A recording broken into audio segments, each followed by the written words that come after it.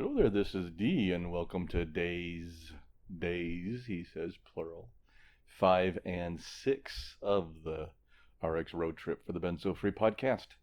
I am currently in a hotel room in downtown Atlanta. I'm mixing things up and putting 2 days into one um, recording here because I just didn't have much to say yesterday, honestly. Yesterday was a day off that I spent in a hotel room. I think I might have mentioned I was looking forward to that. I came down to Alpharetta, Georgia, checked into a motel outside of town for a couple nights, and I spent pretty much the whole day yesterday. I took a couple walks and went out and got a little Chinese food. But other than that, I was in the hotel room prepping for my presentation and also getting out 2 more episodes of the podcast of days 3 and 4, and that takes extra work. It takes me hour or so to do hour 1 to 2 hours to do each one, so it takes a lot of work.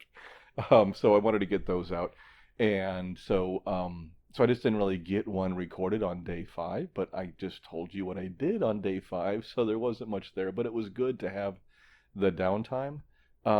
Moving in, actually today was the day I came into downtown to start the conference. So today is the first day of the conference. So that was day 5. Let's talk day 6, which is today. So today was the first day of the conference. I got up on my motel outside of town, did a few things around the motel room, drove down here. The conference didn't start till about 11, and I got down here about 10 o'clock. No problems getting downtown and everything, and parked and checked in and got my badge and attended an orientation session. Since it's my first time I've been to this conference, I thought it'd be good to get a little bit of info, and it was heavily attended. Great turnout for that. And then attended a couple seminars today. I met up with Dr. Christy Huff. She flew in this morning, and so we went to a couple things and met a few other members of the consortium today that came in. So Shana McCunchy, who was our program manager from the consortium, who helps work our benzodiazepine work group. She's the one that manages that for the consortium. She's here. Rob Valek, Dr. Rob Valek is here. He is actually on the advisory board of this conference, and he's the head, the director, the overall director of the Colorado Consortium for Prescription Drug Abuse Prevention, which our work group is through. A couple other people from that conference. Also, Terry Schreiber is here with Schreiber Research Group, who I work with a lot also on projects both for the Benzo work group and other projects outside in research and such. So she actually has a poster, which is a poster on the stuff that they had done for this conference too. So it's kind of fun to have some people from back home out here in Atlanta with us for different things. So that's kind of exciting. But it was a good day. It was a good day. Went to some good different presentations. They have several Congress people and senators here, and it draws in some like the head of the FDA was here. I think the head of the CDC's come in. There's just a lot of different people that come into this one because it's that national conference that's working on drug abuse and addiction and dependency, which is more us. So our seminar is tomorrow morning. I did have somebody mention on a comment that I might have been confusing on getting my days in one of the previous recordings. In case I did, the conference started today, Monday, which is day 6. Day 7 on my road trip, which is tomorrow, Tuesday, at 8 a.m. We are the first one of the first sessions tomorrow morning, bright and early. So got to get up for that one, and so we'll be doing that presentation. Dr. Christy Huff and myself will be presenting benzodiazepines, and I'm excited for that. Did I get it all in there? So just to catch up with you on a few things we've been doing, I just wanted to share with you what's been going on. But I'm doing pretty good. I actually woke up this morning. You had that benzo morning. I hadn't had a benzo morning with you all, and one of the things on the road trips is I would sometimes record my benzo mornings when I was away from my wife or on the road or just down or depressed or whatever, and the stuff that I was mentally struggling with. And this morning was one of those mornings. I didn't record it, but I was worried about the presentation tomorrow morning because of so many complications that I have, and just want to make sure everything runs smoothly. It's, it's getting there. Our hotel, unfortunately, we're at a hotel downtown, but we're not right next to the conference. We didn't get that hotel, so we're still about a 5-6 minute drive from here to there. So I have to valet my car here, and then we have to drive over and park over there, and it's just the extra stuff early in the morning, and then all the logistics, and then making sure that my stomach's in good shape in the morning, and make sure that other complications are good, and make sure my anxiety's not too high, and make sure I eat right. And it's all these things we do to kind of manage our symptoms. And I do a lot of that, especially when I have something that I don't want to screw up.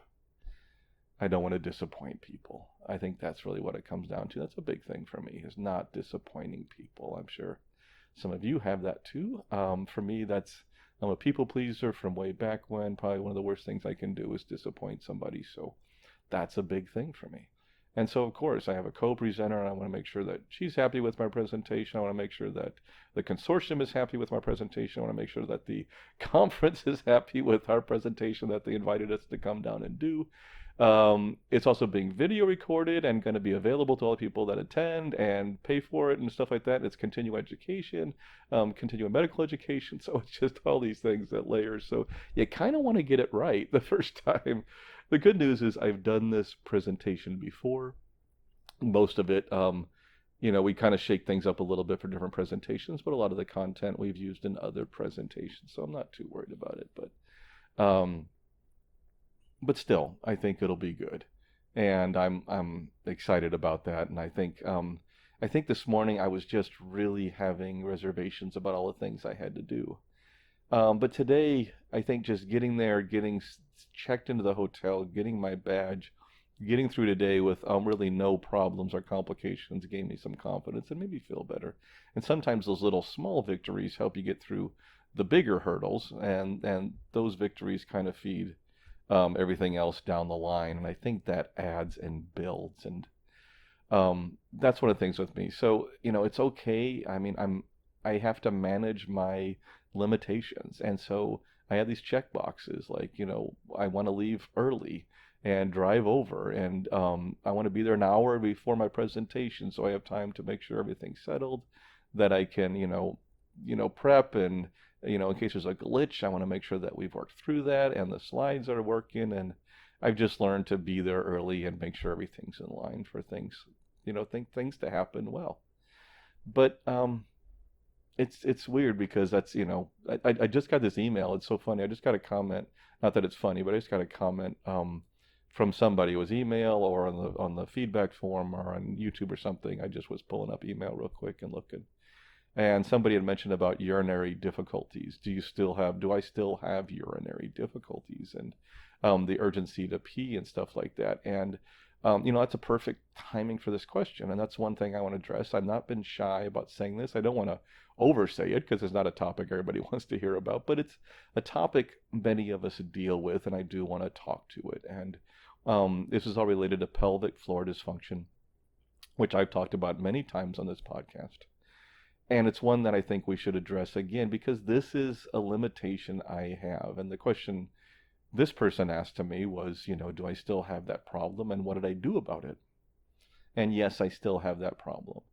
And here's the deal. It's like I've always had some digestive difficulties, which means if I get too anxious or if I eat the wrong thing, sometimes I may have to, use the facilities in that format. And that's been something I've had my whole life. It's kind of come. Now, it got worse during benzo withdrawal, and it's gotten a little better since then, but it's still something I've dealt with. But I never had the urinary complications where I just had to pee frequently. And for me, mine are definitely tied to two things: diet and anxiety. And I'm talking about this because I know a lot of you have had this too. Now, coming off of benzos, this is it's a new symptom for me because I never had this before. And unfortunately, the more anxious I get or more stressed I get, then the more I feel like I have to urinate more often. And that's frustrating. It's really frustrating. It puts limitations. It limits like how long I want to be at a meeting, or if I'm giving a presentation like I'm doing tomorrow morning. Now I have to spend an hour and a half in this room And I can't take a break because we're up on a panel on a table in the front of the room. You know, there's really no way I can excuse myself, go run to the bathroom and run back in the middle of it. So I have to know that I'm going to make it an hour and a half block without any interruptions. And also, after these things, sometimes people want to come up and talk to you and all that kind of stuff. So you want to leave a little extra time for that. Is there stress about that? Yes. And I know many of you have found these positions. Now, working at home for so long has allowed me the freedom to not have that issue so much and to work around it. But here, this could be an issue. And the more I stress, the more I have anxiety about presenting, but even more so about having this problem, it feeds it. So what do I do? Okay. There's a lot of things we can do, and I know there are some different treatments, and actually physical therapy is one of the things that can help with pelvic floor dysfunction. And in fact, I'm thinking about going back to physical therapy. I tried some early and acute. I think it was way too early for me to do physical therapy for that. It's not the most pleasant form of physical therapy, I can tell you right now. It's basically, for men, it's like having a prostate exam for 30 minutes. For women, it's similar and even more so sometimes. So, but there is physical therapy that has had success with this type of thing, and that can help. But that's also if it's more muscular or structural, instead of psychological or things that we're dealing with. And when it's benzos, it's more neurological, and the neurological affects psychology, and that affects the stress, and that makes it, you understand. So, and the reason I say that is I can clearly say that if I am not anxious and not stressed, I sometimes can go 2-3 hours without needing to go to the bathroom, especially if I've been drinking a lot. But if I'm really anxious, I can make it 30 minutes. And that can be it. So what do I do? Well, I do what I have to do. I, first of all, won't drink any water probably an hour and a half before the presentation. I just won't have any fluid. I'll bring some water with me to sip when I start presenting, but I'm not going to get the fluids into my system too much. I'm going to get up early, so I leave my stomach and my body time to kind of adjust and get there, and settle down and not have the stress and just be more relaxed going in. I will go to the restroom like 5 minutes before we start and quickly come back in and just make sure that everything's good there. And if in some situations, sometimes I put on some extra protection. I've done it before. I'm not afraid to do it. I'm not embarrassed to do it, but like it depends or something like that. And the thing is, the few times that I've done that, I've never used it. But just knowing I had something like that allowed me to work around it. And allowed me to just have less anxiety about it. It allowed me to still do the things I wanted to do and need to do. The first time I did it, I think I mentioned on the podcast, was I was on a tour, a 7-hour tour of Disney World, because I was a theme park junkie, still am somewhat. And I was doing a 7-hour backstage tour, and I didn't know when the bathroom breaks were. And I had this problem. This was earlier in my benzo withdrawal. And so I just went to the store, bought Depends, put one on, and I wore it the whole time. Actually pretty comfortable. And I just had that in case I needed it. It was like an emergency thing. Never used it. I've never once used one. It sometimes relaxed me enough to do that. And I know it's embarrassing. I know it's one of those things we don't want to talk about, but this is reality, and this is sometimes benzo withdrawal, and sometimes we need to discuss these things and not be afraid to. And that's just me. So yeah, maybe tomorrow, if I feel it's a problem, I might do that. I have that as an option. And so I work around things, but that's what I do. I also find ways of reducing the anxiety. I'll get up and I'll meditate in the morning. And I'll just kind of try to manage my system the best I can, and my anxiety and my fear and everything else, worry, the best I can.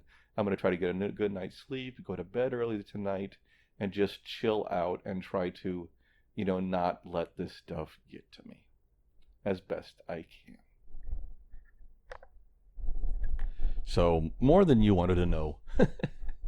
But I've talked about it a few times on here, and I do try to mention that. But, you know, other precautions I also did today was, because my stomach is also an issue sometimes, was I was careful what I ate. I know I can't have chocolate, or I didn't do much caffeine today, and those kinds of things also are factors.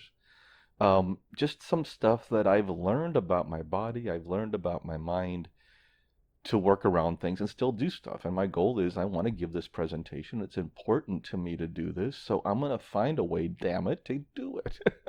And I'm not going to let this condition rule my life. I'm just not going to do that. So I pushed through some things. Now there are still some things I don't do, like I drove out here. But again, it's a way for me to work around things to still do the primary thing. I want to travel, but I drive most places. Okay, I do that better than flying. Like I said, I'll fly if I need to, but I prefer not to. And things like this, like at this hotel, we checked in, and one of the things that came back for me during my withdrawal was the fear of heights. And that actually got escalated pretty strong during acute. Now, some of it's eased, but I still have it lingering more than when I had it prior to benzodiazepine use. And it turned out that they put us up at the Marriott in downtown Atlanta. And this is a 52-story hotel with windowed elevators. You know, those elevators, it's inside an atrium, but they're the ones with the windows on them that are outside, that aren't in a shaft, that are just sticking on the outside of a pole. And that's how you go up all 52 stories in this atrium. For people with, some acrophobia or fear of heights like myself, those aren't very comfortable, okay? But again, I worked around it. I called in advance and I said I'd ask for a lower floor. So I'm actually on the first floor. Now, the first floor of this building is actually like the sixth floor or seventh floor or something, because the first several floors are atrium, and I still had to go up, about 3 floors in those elevators, but I'm okay with that. I just didn't want to go up to floor 45 or something. And they have these catwalks right across the middle of, if anybody's ever been to this hotel in Atlanta, it's like, it is a, acrophobe's nightmare. Okay, so, and I can do that, but I wouldn't be comfortable. And again, it's just, I find ways of working around it. And I think what I'm trying to say in the long run with this whole drawn out speech here is I'm adapting me and how to do things. I don't know, what's the word I'm looking for. I'm finding ways to do the things I still want to do. Okay? For the most part. And that's still living. It's like, so I'm not doing them exactly how everybody else does it. I'm not flying in the day of the conference and staying on the 42nd floor and, presenting without worrying about eating or drinking or anything before. And no, I have some things I have to do to make that happen. But I'm still doing it. And I'm still moving forward, and I'm still getting better, and I'm better than I was. And, my symptoms are significantly better. They really are. But there's still some limitations that I'm working through. And remember, I mentioned before I had COVID in December. I've had COVID a few times, and this last bout of COVID set me off on a wave. So my symptoms right now, even though I've gotten a lot better since then, I'm still heightened, and that's part of why I'm still dealing with some issues right now. Is I don't know that it was really a setback. It was more COVID kind of got in there and just messed things up for a little bit. But it seems like it's temporary and it's getting better, so I'm excited about that. Anyway, so I will touch base with you probably sometime tomorrow after our presentation. I I'm not going to mention the name because I don't know if I can share it publicly, but one of the listeners did mention that, oh God, I was going to say something here and I just totally lost it. Oh, you think I do that just to show you about the brain cramps that I get, but no, it's just, oh, I've had a bad brain day last couple days. I know I shouldn't probably say that. It might be somewhat self-fulfilling prophecy, but I just had a bad brain day lately, and I think because just, I don't know, worrying about this and other stuff coming up and stuff like that is, I've had more anxiety than I thought I was going to, about this whole thing. And I think get that out of the way tomorrow morning. And then Wednesday, my wife flies in, and then we start a vacation on Thursday, and I'm really looking forward to that. I think that'll be great. So just, but I'm feeling a lot more positive about this presentation tomorrow than I was early this morning. So, um, I don't know. I think it's going to be good. I hope you all take care, and I will touch base with you again soon, somewhere probably tomorrow after our presentation at the conference. Hey, thanks for coming along with me, and thanks for, just putting up with me. Just thanks for putting up with me. I appreciate it. I'll talk to you soon.